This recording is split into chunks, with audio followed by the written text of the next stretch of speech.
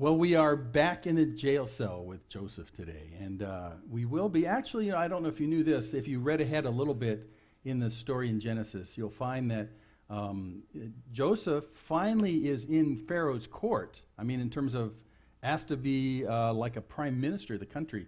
He's age 30 at the time when that happens, if you read ahead. He left his father's house when he was age 17, so 13 years.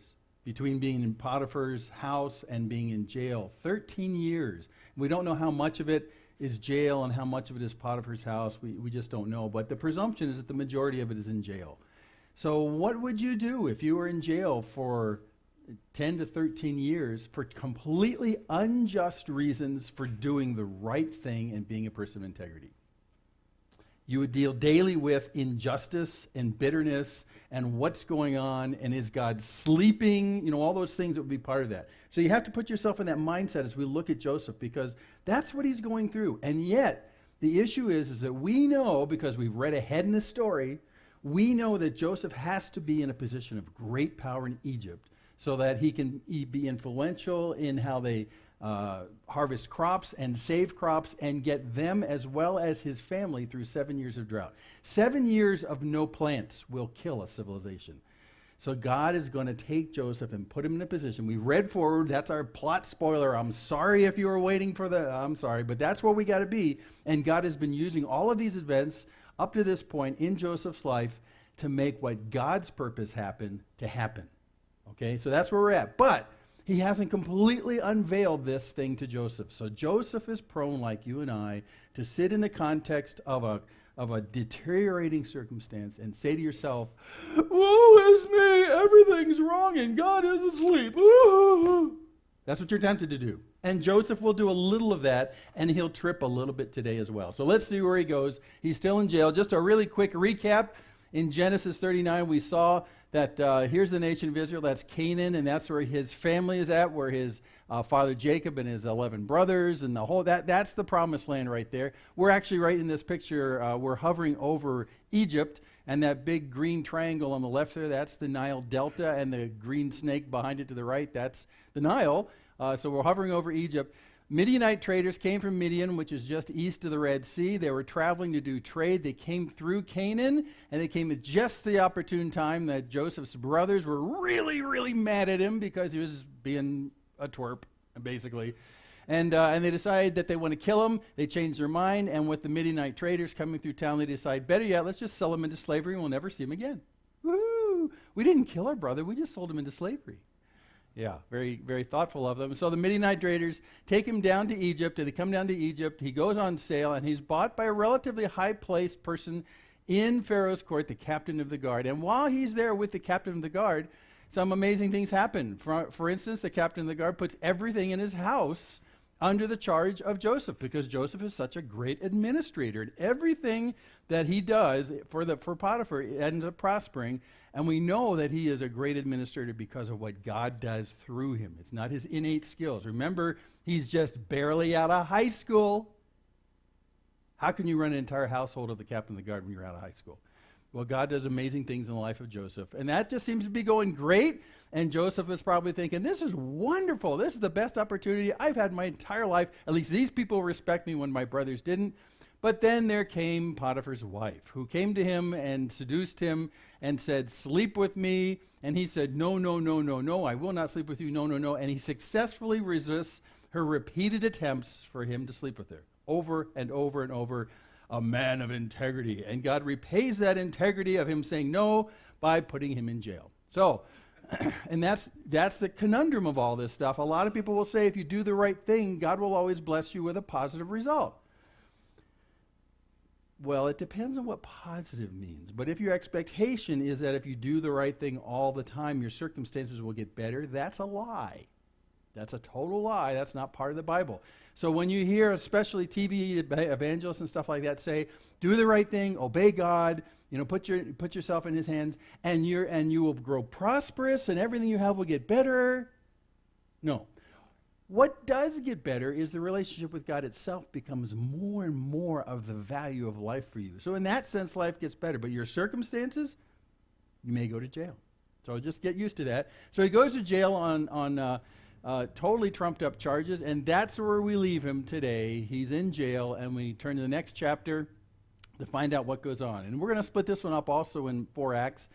And it's a fascinating little story. So we're in chapter 40 if you want to follow with us, but it's really easy to follow here. So Act 1, I call this the Royal Underachievers.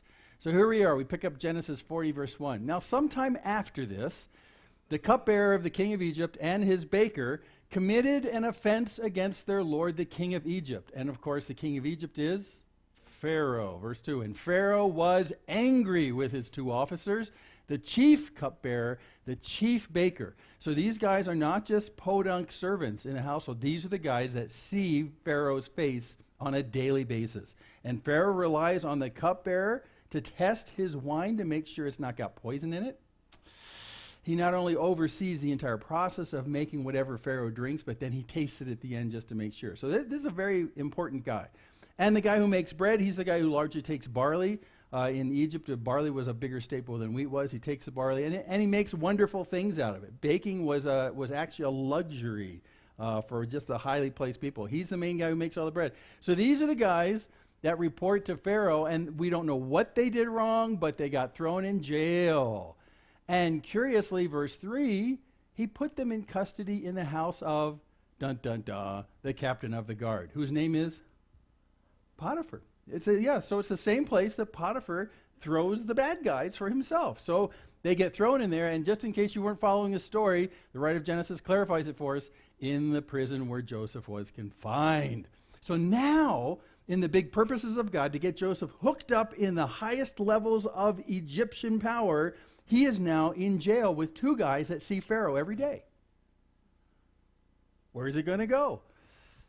Verse 4, the captain of the guard, Potiphar, appointed Joseph to be with them, and he attended them. So basically, he turned Joseph into the warden of the jail that he was in. It's really cool, because Potiphar knew that Joseph was trustable. He knew that he was very capable, so he's figuring, well, if I've got this very capable young man in my prison, I might as well give him all the duties of taking care of all the prisoners who are sitting there whining and saying, woe is me, and I need water, and I need food, and I need a bath. So Joseph is the one who attended to them. That means he's the one who daily took care of these guys. So now he's taking care of these guys while he himself is in jail for trumped up reasons. And they continued for some time in custody, which is a vague way of saying it wasn't overnight. This was like a long-term thing. We don't know how long this means. A lot of commentators know that it means more than a couple days, but it probably means time measured in months, not in weeks. Why are they here? They don't know. Why is Joseph here? He knows, but it's all trumped up, and so Joseph takes care of them. We get to Act 2. And now I have to borrow a lot from Hamlet. Remember Hamlet's speech? Okay, anyway, well, here we go. So, to sleep and perchance to dream. Verse 5. And one night they both dreamed, the cupbearer and the baker of the king of Egypt, who were confined in the prison, each his own dream, and each dream with its own interpretation. And when Joseph came to them, because remember, he attends to them, when Joseph came to them in the morning, he saw that they were troubled. And so he asked Pharaoh's officers who were with him in custody in his master's house, why are your faces downcast today? And they said to him, verse 8, well, we've had dreams, and there's no one to interpret them. So in the culture back then, in the ancient culture, when you had a dream, what you'd normally do is you'd wake up and say, wow, that was crazy, but it must mean something. There was a common expectation that dreams were kind of a backdoor to you understanding the true reality of what's going on. So there were guys who were employed in any village who were interpreters of dreams. And so if they were actually back out in Pharaoh's court, they would have woken up the next morning and gone and looked up Pharaoh's interpreters of dreams and said, listen, I had this crazy one last night, so what exactly does that mean to my future? But they're locked up, so they can't go to an interpreter. That's more troubling to them than the dreams themselves. We had these dreams, but no one can tell us what they mean. And Joseph said to them, hey, you've come to the right guy. Dreams. Hey, let me tell you about my own dreams. They're doozies. They predicted that my older brothers would all bow down to me. Can you believe it? I love dreams. He doesn't do that. But he could. See, he could, because remember he had this dream sequence thing that he did with his brothers. And they all, back when he was back with his brothers and parents, these dreams, everyone understood what they meant. No one had to interpret them, which is it's a fascinating thing. They looked at the dreams and said, I know exactly what that means. Well, Joseph doesn't come back and say, I'm credentialed in dreams, which he could have done. Instead, he sticks God's neck out, not his own. And he says instead, see what he says? Do not interpretations belong to God? So please tell them to me. So now he's going to say, tell your dreams to me, I'll interpret them for you, but it's God who's interpreting it through me. So this is a big deal. I mean, I'm serious when I say he's sticking God's neck out. What if he gets it wrong? What if what he's going to interpret in just a second is so wrong that for these Egyptians, as well as all the Egyptians that will ever come in contact with these few people from the people of God, they'll say, well, their God is a hoax because this fella in jail said that he's connected to God. I told him my dream. It was totally wrong. Do you stick God's neck out? Do you put God's reputation on the line? Well, it's actually better than putting your own reputation on the line. But, and this is a truism, but if you're going to claim that God is going to interpret your dream, if it does not happen, you're either not connected to God or your God's a hoax.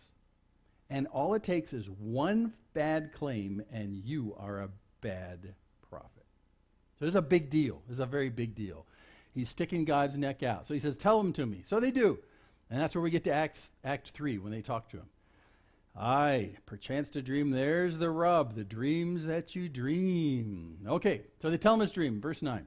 So the chief cupbearer told his dream to Joseph and said to him, in my dream, there was a vine before me, and on the vine there were 3 branches, and as soon as it budded, its blossoms shot forth, and the clusters ripened into grapes. So a grapevine, 3 branches, blossomed grapes in the whole length of this dream. Verse 11, and Pharaoh's cup was in my hand, and I took the grapes, and I pressed them into Pharaoh's cup, and I placed the cup into Pharaoh's hand. So really not too unlike what he normally did in his regular job. So good grapes, he's fully supervising the process of the picking of the grapes and the squeezing of the grapes because he's doing it personally. He squeezes it into Pharaoh's cup, and he gives it to Pharaoh. And Pharaoh's not turning it away. And that's the end of the dream. So Joseph said to him, this is its interpretation. And by the way, this is God's interpretation because he does these things. This is its interpretation. The 3 branches are 3 days.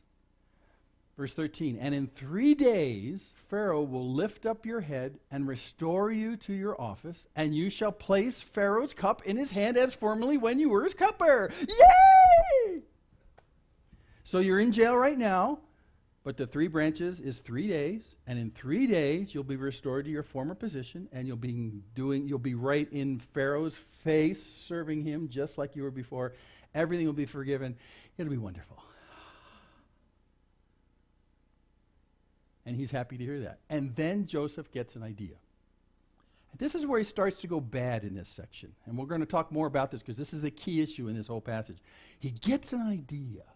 And his idea is his ticket to freedom. This is his ticket to freedom. And you see it in his thinking in the very next thing that he says. Because here he's interpreted the dream, but he doesn't stop here. Joseph goes on and says, here's my opportunity.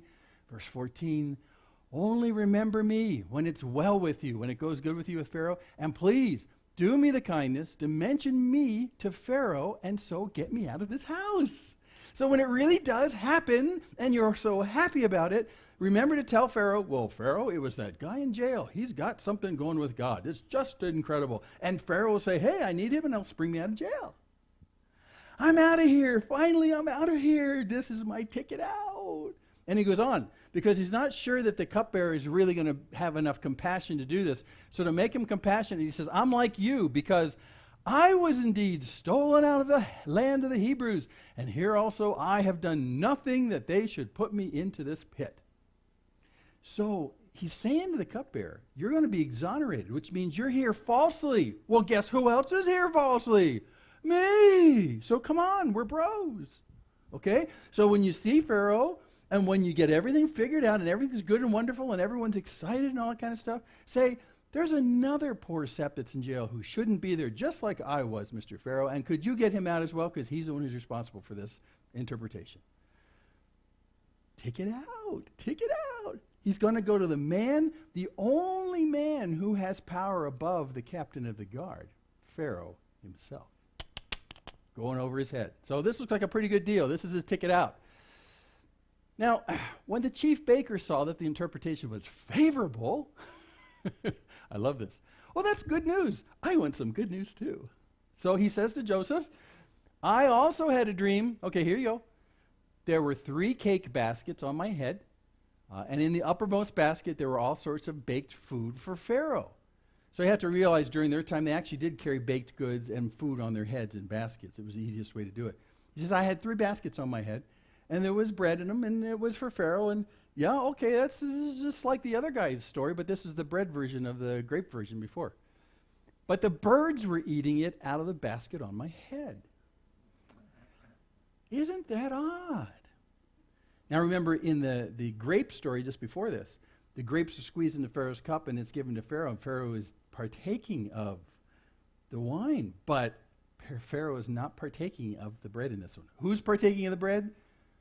The birds. Now, it's sort of an implied sense of carelessness on the part of the baker. Because, you bake goods, and you don't put them out where the animals are going to eat them. It means it's just sort of not well tended to. Like if you bake bread and you put it out to cool someplace, you don't put it someplace where the dog's are going to eat it, right? Or the cat, in our case, or something like that. You're very careful with it. So this really is implying some kind of misattention to this. He's not even waving the birds away. There's something callously wrong about the intentions of the baker, because he's not even protecting Pharaoh's bread from the birds. Dun, dun, dun. This is where you need the dark music to sound in the movie, because this is an omen of bad things to come. And Joseph answered and said, well, this is its interpretation. By the way, notice he doesn't say this is my interpretation, because he's speaking for God here. This is his interpretation. The 3 baskets are 3 days. Hey, so far so good. In 3 days, Pharaoh will lift up your head from you. Wait a second. And hang you on a tree. Wait a second. And the birds will eat the flesh from you. Wait a second. That's not what I weigh. Whoa, whoa, whoa.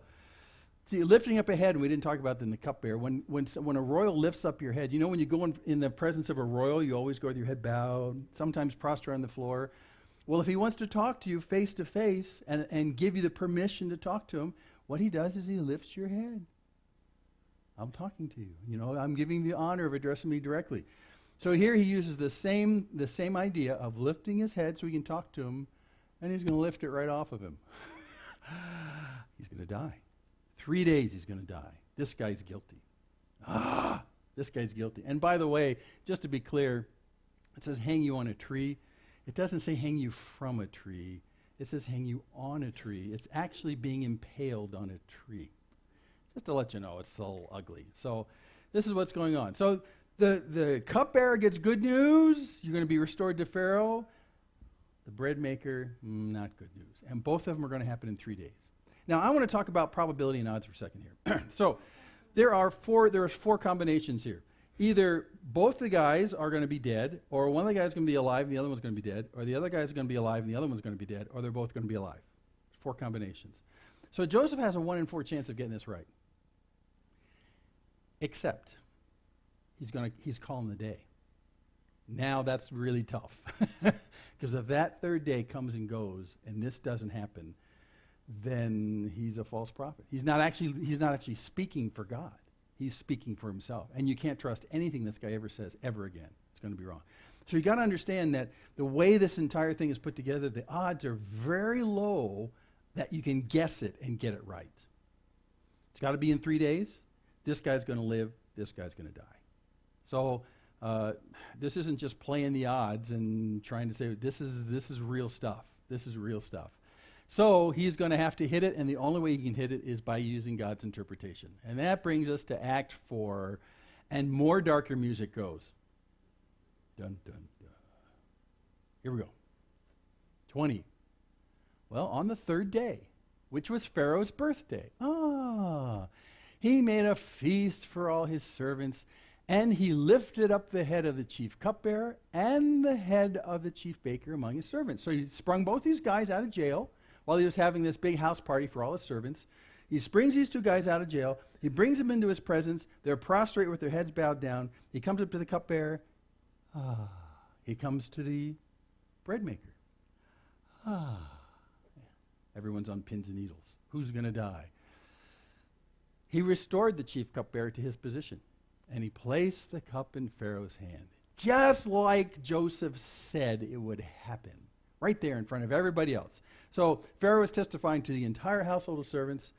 This guy's okay. The cupbearer's okay. Look, I'm letting him give me my wine today. I trust him. Yay, restored, wonderful. The bread maker's hoping that Joseph is wrong. However, he's right so far. Maybe he's wrong about me. Well, 22. But he hanged the chief baker as Joseph had interpreted to them. On the right day, the right livers and dyers.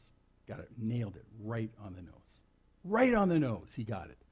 How did he get it on the nose? Because he's a skilled interpreter? No, because God's telling him what's going to happen. So God's the one who's interpreting the dreams for him. God's the one who's telling him what's going to happen. Now let's stop for a second before we finish the story. How is it that God can tell the future?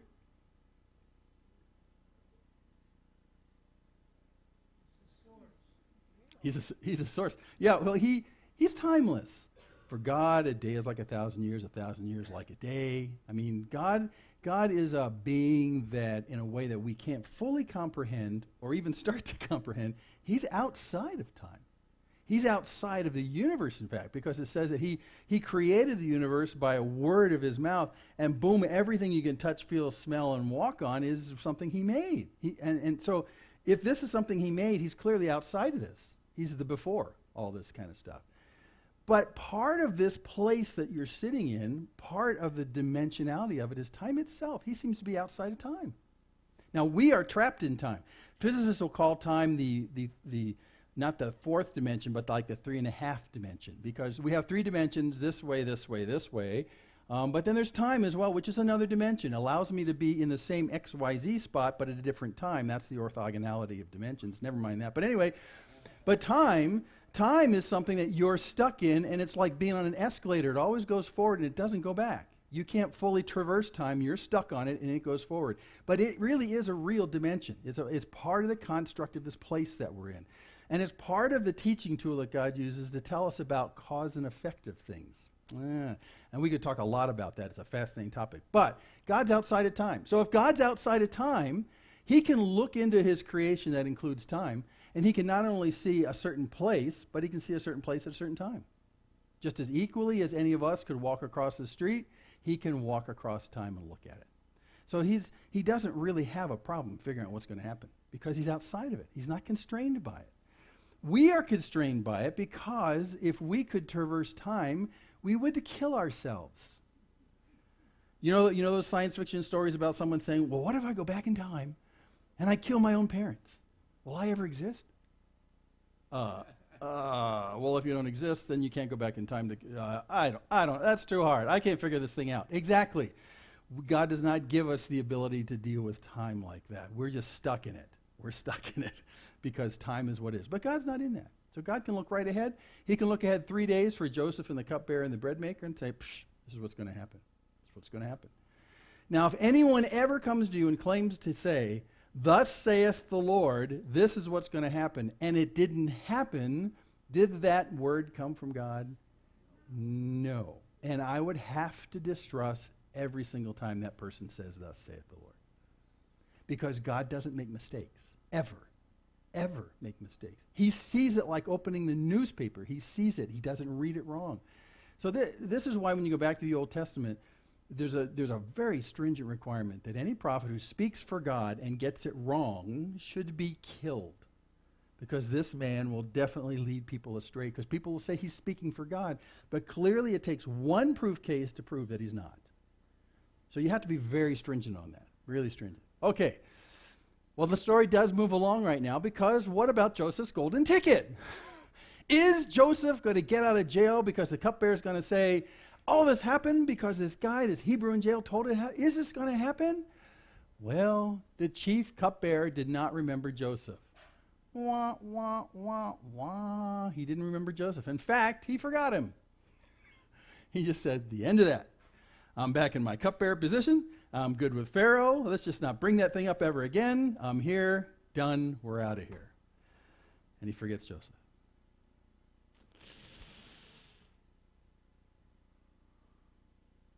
Now let me ask why, because we're at the end of the story. Why is it that that happened the way it did? Because let me tell you this, if I was Joseph, I would make exactly the same presumption. I'd make the same appeal that he made. This is finally, I've wondered, Joseph is saying this, I've wondered all this time, why am I in jail and when will God spring me? What is God's plans? He puts these two officers of the court in my jail. That's God's plan. He's going to spring me with these two guys. I've got God's purposes and plans figured out. But did he? No. I've got God's plans and purposes figured out for me. And this is where we often go wrong, because when we're in tough circumstances, we think that the entire circumstance is about our well-being. And we think that God exists to make us comfortable. And so many times when we look at the circumstances we're in that at first are opaque and we don't have any idea why this is going on, then when something that benefits you starts to materialize in the circumstance, you think, this is what it's all about. God planned to make me rich and famous. Me. And Joseph is in this position, and when he's with the cupbearer, he's consumed with me. Now, we fast forward. Spoiler alert again. We know that later on, this entire sequence of events happens not so Joseph can be made rich and famous, but because through Joseph, nations will be saved. The purpose of Joseph being in jail and being sprung is not about his comfort or his best in that sense. The purpose is bigger. In fact, the purpose is somebody else, not him. Now, this is the only lesson in this section. You got to take this home big time. When you're in a hard circumstance, the me inside you thinks that God's going to pull through for you, for me, for you, for me, mine, I hurt, get me out of this, God, this is uncomfortable, I want something nicer than this. The hardest thing to do is to realize that maybe God's purposes is not about you. Maybe God's purpose is bigger than that. Maybe God is in the purpose of saving scores of people and even nations in Joseph's sense. Maybe what you're going through is not about you. Anyone ever make that mistake? Because I do all the time. And then all my prayers are consumed with me. They're all consumed with me. So think for a second with me. What would be the perfect prayer? So, Joseph kind of tripped right here when he was doing this. What would be the perfect prayer for Joseph to pray if he got this right while he's in jail? I mean, when he gets news that, a day after day goes on, the cupbearer didn't seem to mention to Pharaoh because I'm still stuck in this stinking prison. My whole ticket out didn't work. I thought that's what God was going to do. How would I pray differently after I realized that I was presumptuous on God? Well, I would say something more like this. I'd say, God, I was really hoping that this would be the ticket out. I was hoping that this would be the way to get out of this circumstance. Because God, this is not fun. Gruel and rats is just not fun. So I'd like to be out of this place. God, that's my heart's desire. But, you must have a bigger plan in store. You must have something that goes far beyond me involved here. So, Lord, I'm here and you've placed me here, and my ticket out through the cupbearer didn't seem to work, so that must not be part of your plan, and I'm okay with that. You have a bigger purpose in mind. Not my will, but yours be done. And you can calm down. See, when you're really consumed with me, mine, and you place, it ends up stamping itself onto all of your prayers to God. God, me, mine, solve me, give me, more. I need from you, me. And you're miserable.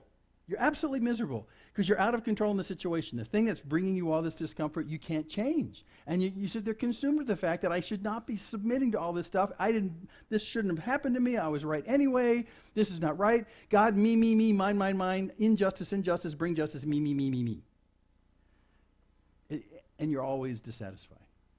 I got to tell you, every time that you find yourself dissatisfied with your circumstances in life, you probably got me too big. Instead, and this is the lesson for today, instead, while you're in the middle of these deep dungeons, say, well, God, I had hoped, but you must have something much greater in store. Now, it took me a long time in life to actually pray these things in the middle of the storms. Because you're in the middle of the storms, it is so emotionally disabling, you can't even think straight. Your eyes are crossed. Everything is going bad. Your entire world is kind of caving in on itself. And the me screams out and says, go to God and tell him this is not fun. And so you do. You go to God and say, God, this is not fun.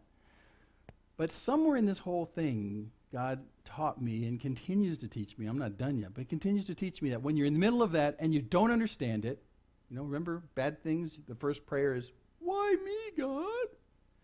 When you're in the middle of that, forget the why me, God stuff. Say, God, what is it you're doing? And whatever it is you're doing, whatever the purpose is that I can't see and I may never see, I'm in it with you. You're sovereign. You're in control. You cause everything to work together for good for those who love you and are called according to your purpose. And guess what? His purpose isn't to make you comfortable. But it is to delight you with himself. So God's never going to short you with the presence of himself that brings joy. That's actually the biggest good. But circumstances can go south. And God can work them together for good. Now, again, plot spoiler, if you want to go and read the end of Genesis, you'll see how this works out, because it works out perfectly. But until you know how the story is going to work out, which we do, then you're stuck in the now, and tomorrow hasn't come yet, and all you know is, I'm in jail unjustly, and what my hope and my prayer was, I thought was being answered through the cupbearer, did not come true. What is going on? God's purpose is bigger than me. So that's what we have to pray. When you're in the midst of the toughest stuff, say, God, I don't know why I'm here. I don't know what it is you're trying to accomplish. I got to tell you straight up, and it's not wrong to tell God how you're feeling. I got to tell you straight up, God, this is really uncomfortable and miserable and confusing, and I don't know why this is happening to me. I've done everything right. I thought if I chose the right every time, life would be good. That's a lie. But, God, I don't know what you're doing. But I know you're sovereign. I know you're not out of control. I know you continue to be near. I know your love cannot be separated from me regardless of what I go through. I will trust in you. I will trust in your love. I will trust in your plan. God, do your purpose through me. That's the right mindset. Another thing that's really important is when you're in the midst of these things that make you consumed with your own discomfort. And that's easy because that's real. You don't have to kind of figure out why I'm hurting. You know why you're hurting. It's real. The best medicine is to say, God, it really isn't about me. It must be about other people or some other plan you've got. It must be about you. So God, I'm choosing right now, even in the midst of my emotions and pain, I'm choosing right now to say, God, this is not about me. Yeah, it hurts and it's very uncomfortable. But God, is it about somebody else? And maybe you need to start changing my eyes away from me. And look for other people. Joseph sort of got it right in the beginning. He was in this place with these two other guys, and he attended to them every day. And I have to believe that while he was attending to them and helping them and feeding them, all that kind of stuff, his eyes were off himself, and he wasn't such a whiner. But as soon as he saw this plan, this ticket out, it was all about me. And remember his last lines he said to the cupbearer? Well, I was unjustly brought here too, just like you, so it's not right. So tell Pharaoh that, and he'll make things right. Pharaoh will bring justice to my life. No, God only brings justice. So you got to be careful. The me syndrome ends up skewing all of the things that you expect and put your dependence upon. Trust God. Understand his purposes cannot be thwarted. And say, God, not my will but yours. But this really hurts. But you're going to do something big through this. Now, and I'll finish with this. Every single time in my life, in my recent Christian life, I should say, when you come out of the backside of going through one of these horrible turmoil things, when you come out on the other side of it, it's like coming out of a storm. And you go, phew, man, I'm glad that's done with. Whew, whew. And then the next word out of your mouth is usually, I hope I never have to do that again. And God doesn't say anything, fortunately. But you do also say, in retrospect, in hindsight, you look back on that and say, I learned and was changed the most profoundly in that than anything that's ever happened to me in my life. I come through that storm not only refined, but God has done something to me. God's love has done something to me in a horrible circumstance. He makes everything to work together for good, which means to benefit to me, to those who love God and are called according to his purpose. How he did that, I don't know. And so as we look back on those things, and I'll say this to this day about several events in my life, I'll say, whoa, I don't ever want to go through that again, but I got to tell you, it was the most valuable thing I've ever gone through in my life. Now, it'd be nice if God brought value into our life by not doing that.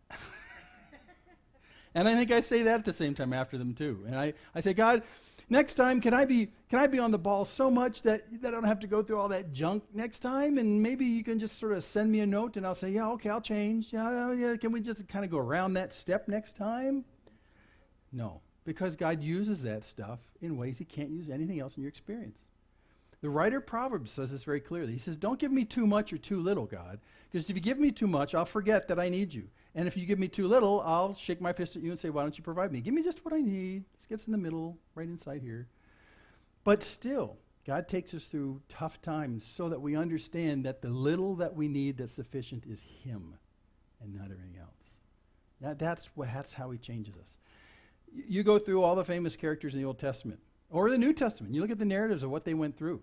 And you say, David is one of my biggest examples. David, who's going to become king of Israel, who's a man after God's own heart, he should live a golden life and never have anything bad happen to him. But it's not true. David has a horrible life. He's a very tough life.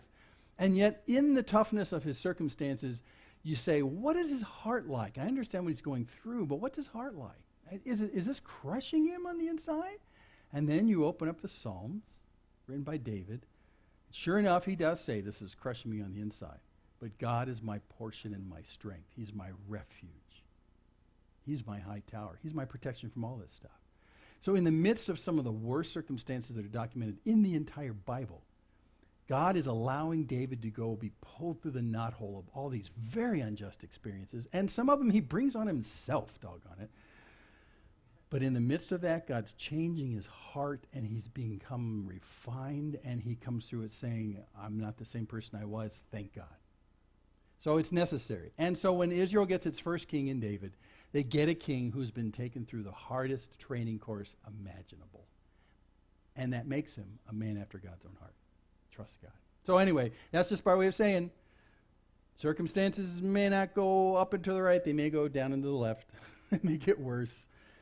But in the midst of that, train your complaining mind to say, not my will but yours, God. Your sovereign love has not changed for me. I know this. I know this. Nothing can separate me from the love of Christ Jesus. I know this. So God, even though I tell you how much this hurts, I want your purpose to be done and not mine. I want your purpose to be done. And that'll change everything. Okay. Providence, then, we talked about before. Providence is where God works in the normal actions of our life. But sometimes in the midst of this providence, which can be mysterious, we replace it with our own presumptions. And those presumptions will suddenly make you deaf to the work of God. Because now you're in control and you're telling God what to do. So don't go to the presumptions. You can guess about what God's doing, but say, not my will, but yours be done. Because it says in Isaiah 55, my thoughts are not your thoughts, neither are your ways my ways, declares the Lord. For as the heavens are higher than the earth, so are my ways higher than your ways, and my thoughts than your thoughts. So whenever you try and think you've figured out the will of God in your life, or figured out what's going on, back off a couple steps and say, God, that's just my best guess, because I know that your ways aren't my ways, and there's something much more splendid and mysterious going on here than I can even put together. And I'd like to know someday, but I won't demand it right now. You know better than I. Okay? And I choose to take whatever you tell me. And if you leave me in a mystery place, that's okay.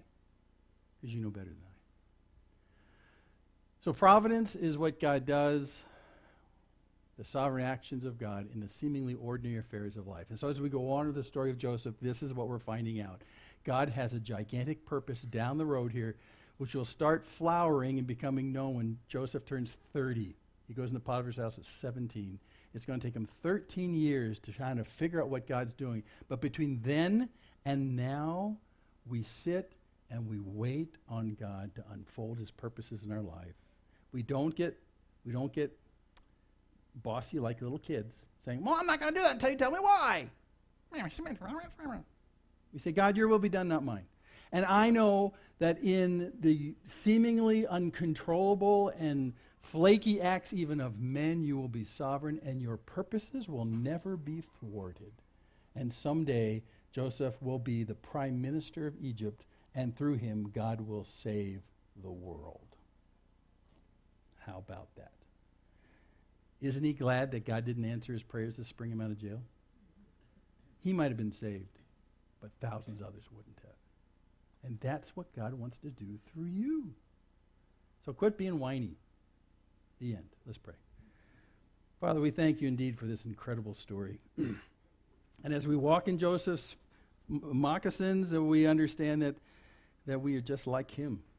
And Lord, our hearts just naturally become self-focused. I mean, pain makes us focus on the pain and the circumstances, especially if they're unjust. But Lord, there's also many times that they're not unjust. We bring it on ourselves, and then we're beating ourselves up in guilt for these circumstances. But God, we understand through this and so much more that now that we're called according to your purpose and we're people that love you, there's nothing that can thwart your purpose. That you make everything work together for good, including the flakiness of our own temporary sinfulness that we go through the issues of people around us who don't know you, who are evil. I mean, somehow, in ways that we'll never fully understand, you're even more sovereign over all that, and you finally win in the end every time. And so, Lord, that gives us a great comfort. It really does. It causes us to take a deep breath and to settle down and to rest in the trustability of your sovereign love for us.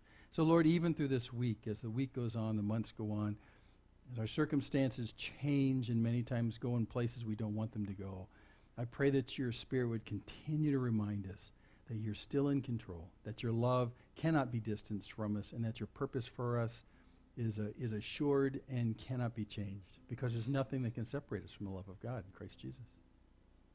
So we rest instead of worry. So thanks for your great love for us, its concrete, dependable nature. And we pray that you'd continue to change us through the situations you bring us. In Jesus' name, amen.